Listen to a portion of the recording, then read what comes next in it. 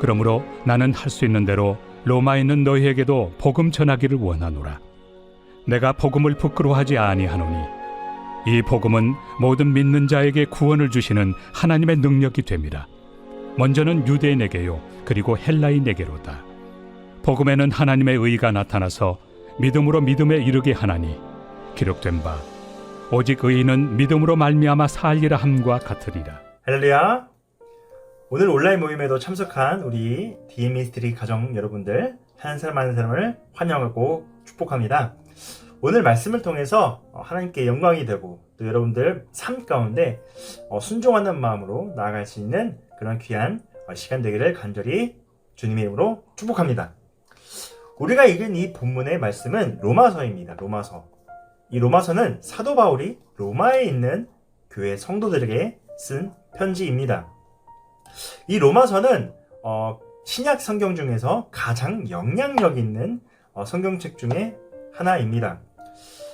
교부들 중에서 존경을 받았던 아우구스티누스라는 사람과 그리고 종교개혁을 일으켰던 1517년에 그 종교개혁을 일으켰던 마틴 루터와 감리교회 창시자인 존 웨슬리 갑자기 기억이 안 나가지고 이 존 웨슬리 등 이 많은 교회 지도자들이 로마서의 말씀을 가지고 인생이 바뀌었다라고 많이 말하고 있습니다. 그들이 교회 지도자로서 그 교회에 끼친 영향을 한번 생각해 보면 이 로마서의 영향력이 얼마나 큰지를 알 수가 있습니다. 우리가 함께 읽은 이 15절의 말씀에는 사도 바울의 간절한 한 가지 소원이 담겨져 있습니다. 그것이 무엇이냐면 그러므로 나는 할 수 있는 대로 라고 하면서 15절의 말씀이 시작이 됩니다. 로마에 있는 너희들에게 성도들에게 복음 전하기를 원한다라고 말을 하고 있습니다. 그런데 여러분 조금 이상하지 않으신가요? 우리는 흔히 복음을 전한다라는 것은 하나님을 모르는 하나님의 말씀을 모르는 세상 사람들에게 전도한다 이렇게 보통 이해하기도 합니다. 그런데 정말 교회에 열심히 신앙생활을 하고 예수님을 믿었던 로마 교회 성도들에게 너희에게 복음 전하기를 원한다라고 말을 하고 있습니다. 사도 바울의 경우를 좀 봤으면 좋겠습니다. 사도 바울이 원래는 사울이라는 이름으로 많이 살았습니다. 사울은 어떤 사람이었습니까? 그리스도인을 핍박하고 박해했던 바리새인 중에 바리새인이었습니다. 그리고 자기 지식, 정말 당대 최고의 지식, 정말 하나님의 말씀의 1인자라고 해도 과언이 아니었습니다. 그리고 사도 바울은 당시 스데반 집사를 죽였던 사람 중에 한 사람이었습니다. 그런데 그 이후에 사도 바울이 어떻게 했냐면 몇 사람을 거느리고 그 다른 지역으로 가서 예수님을 믿는 그런 또 사람들을 핍박하고 박해하러 가는 와중에 다메섹 도상에서 오늘의 그 다마스커스라는 그 지방에서 예수님을 만나게 됩니다. 거기서 사도 바울의 인생이 180도 변하게 됩니다.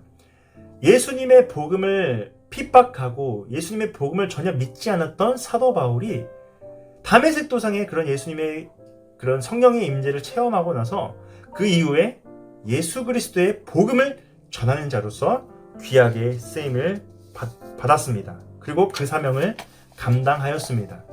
사도 바울은 그 구원의 감격, 그 구원의 기쁨을 나만 누리는 것이 아니라 본인만 누리는 것이 아니라 이방 사람들에게, 모든 세상 사람들에게 또는 모든 교회 성도들에게 그 구원의 감격을 나누고 베풀었습니다. 저는 이 시간 여러분들에게 좀 스스로 물어보고 답하는 시간을 좀 가지기를 소망합니다. 여러분들은 복음의 감격이 남아 있으십니까? 그리고 두 번째는 예수 그리스도께서 나의 모든 죄악 때문에 십자가에 못 박혀 죽으셨다는 그 감격이 있으십니까?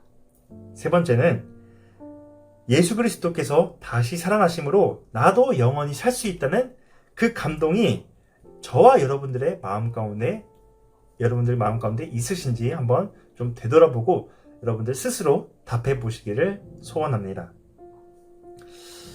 내가 죄인 되었을 때에, 또 내가 정말 매일매일 범죄하였을 때에 우리는 날마다 죄를 저지릅니다. 그런데 하나님께서는 우리를 버리시지 않으시고 우리가 예수님을 믿어서 하나님의 아들과 딸로서 그 놀라운 은혜의 감격이 지금도 흘러 넘치고 있습니다. 그런데 교회를 다니면 다닐수록 신학과 성경을 안다는 지식에 사로잡히면 잡힐수록 점점 교만해지고 내가 습득하고 깨달은 것이 진리인 것 마냥 행동하는 저 자신을 볼 때마다 하나님의 말씀인 그 복음 앞에 너무나 부끄러웠습니다. 세상 사람들에게도 복음이 필요하지만 예수님을 믿는 여러분들이 더욱더 절실히 복음이 필요합니다. 우리가 옥하는 목사님 설교 영상이 4분 정도 됐는데 그 영상을 보고 다시 말씀을 나누도록 하겠습니다. 역사가 오래된 교회일수록 무엇이 죽어 있습니까? 복음이 죽어 있어요. 역사가 오랜 교회일수록, 겉으로 보기에 화려한 교회일수록 복음의 메시지가 너무나 힘을 잃어버린 것을 우리는 봅니다. 뿐만 아닙니다, 여러분. 교회 안에서 영적으로 심각한 병을 앓고 있는 사람들 대부분 조사를 해보면 예수 믿은 지 오래된 사람들입니다. 그래서 우리가 한마디로 이렇게 말할 수 있어요. 복음, 예수 그리스도를 필요로 하는 사람은 교회 밖에만 있는 것이 아니라 진짜 필요한 사람은 교회 안에 있어요. 십자가 앞에서 다시 한번 깨어져야 될 사람이 교회 안에 있고, 하나님의 사랑 앞에 그 굳고 교만한 마음이 녹아져야 할 사람이 바로 교회 안에 있고, 예수의 이름 앞에 자기 자신이 완전히 산산조각이 나는 은혜를 받아야 할 사람이 교회 안에 있고, 예수의 복음이 전파될 때 성령의 역사를 한번 입고 그 안에서 다시 태어나야 될 사람이 교회 안에 있고, 교회 안에 있어요. 우리가 복음을 다시 들어야 되겠는데, 복음을 들으면 어떤 일이 일어나는지 압니까? 복음을 다시 들을 때에 어떤 일이 일어나는가? 중요한 말입니다.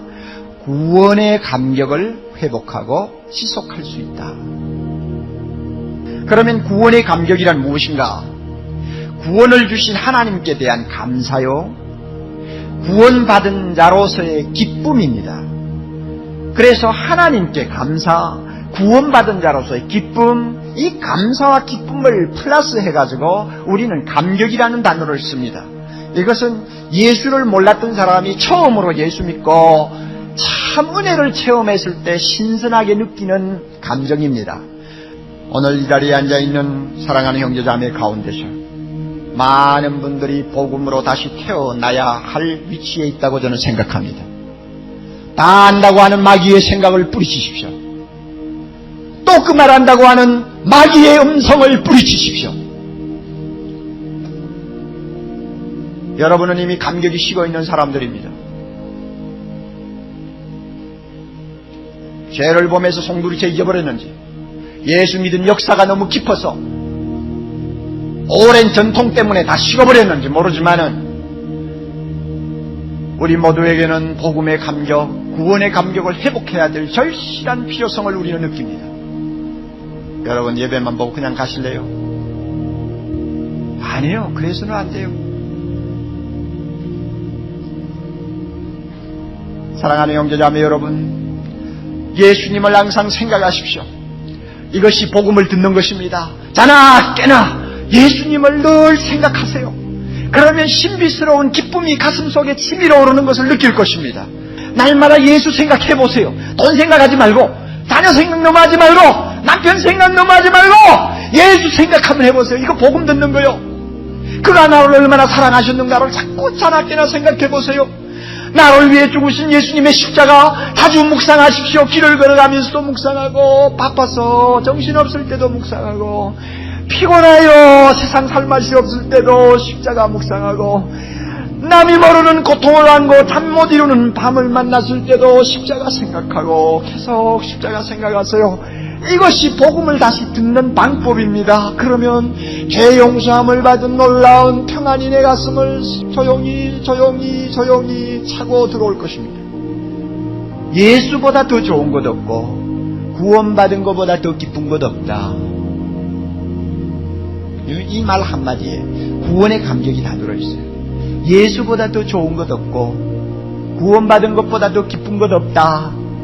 그와 같은 감격만 있으면, 그와 같은 감격만 지속될 수 있다면, 이 기쁨, 이 감격만 남아있을 수 있다면 세상 아무리 더럽고 숨막혀도 우리는 넉넉히 이기고 살 수가 있습니다. 여러분들, 우리가 다시 복음 앞으로 나아가기를 소망합니다. 우리가 복음의 감격을 지금 잊어버리고 여러분들 세상 가운데 살아가고 있다면 지금이라도 당장 돌아서서 예수 그리스도의 복음 앞에 우리가 무릎을 꿇고 나아갈 수 있는 그런 우리들이 되기를 간절히 축복합니다. 그래서 마지막으로 이 16절에 이런 말씀이 있습니다. 내가 복음을 부끄러워하지 아니하노니 이 복음은 모든 믿는 자에게 구원을 주시는 하나님의 능력이 됨이라. 먼저는 유대인에게요 그리고 헬라인에게로다 라고 나와 있습니다. 사도 바울은 지금 복음을 무엇으로 묘사하고 있습니까? 바로 모든 믿는 자에게 구원을 주시는 하나님의 능력이다라고 표현을 하고 있습니다. 복음에는 사람을 구원하는 능력이 있음을 여러분들이 아셨으면 좋겠습니다. 복음에는 우리 개인을 새롭게 할 수 있는 그런 하나님의 능력이 깃들여져 있습니다. 여러분, 복음을 믿지 않는 사람들에게 미련해 보이고 시시해 보이는 게 바로 이 성경책 하나님의 말씀입니다. 그런데 사도 바울은 복음을 부끄러워하지 않는다라고 말하고 있습니다. 정말 세상의 지식, 정말 당대 최고의 지식인이었던 사도 바울이 내 지식과 내 경험을 다 배설물로 여기고 오직 예수 그리스도의 복음의 앞선 자로서 살아가는 모습처럼 우리도 우리의 것보다 하나님의 그 복음을 취하며 나아가기를 소망합니다. 마지막 17절에 이런 표현이 있습니다. 복음에는 하나님의 의가 나타나서 믿음으로 믿음에 이르게 하나니 기록된 바 오직 의인은 믿음으로 말미암아 살리라. 아멘. 여러분들, 이 말씀처럼 우리는 믿음으로 살아가야 됩니다. 그런데 어떤 믿음으로? 예수 그리스도의 복음을 믿음으로 말미암아 우리는 영원히 하나님의 나라 가운데 살아갈 수 있음을 여러분들 기억하시기를 바랍니다. 우리는 복음으로 말미암아 예수 그리스도의 하나님의 자녀로 삼았고 우리를 부르셨습니다. 우리가 다시 복음으로 여러분들 내 삶을 점검하시고 다시 복음으로 힘을 얻으시고 다시 복음으로 주님을 바라보시기를 소망합니다. 여러분들, 그분의 이름을 위하여서 또 그 영광을 위하여서 다시 복음 앞에 사는 우리 모두가 되기를 간절히 소망합니다. 기도하겠습니다. 하나님 아버지, 감사합니다. 오늘도 오직 예수 그리스도가 나의 주인, 나의 구원자 되심을 믿고 나아가게 해주시고 오직 믿음으로 나의 삶을 살아가게 해주세요. 익숙함에 속아 복음을 잃어버리지 않도록 날마다 주님을 사랑하는 마음을 갖게 해주시고 우리의 잃어버렸던 복음의 감격, 구원의 감격을 회복해 하시고 우리가 지금 공부하는 것, 또 일하는 것, 우리의 삶의 모든 것들이 우선이 아니라 하나님께 드리는 예배가 먼저가 될 수 있도록 우리 디미니스트리의 마음을 어루만져 주시옵소서. 우리가 지금 잘못된 길로 가고 있다면 다시 복음 앞으로 유턴하여서 주님을 믿고 그 영광을 위하여서 살아갈 수 있는 우리 모든 디미니스트리 공동체가 되게 하여 주시옵소서. 예수님의 이름으로 기도하였습니다. 아멘.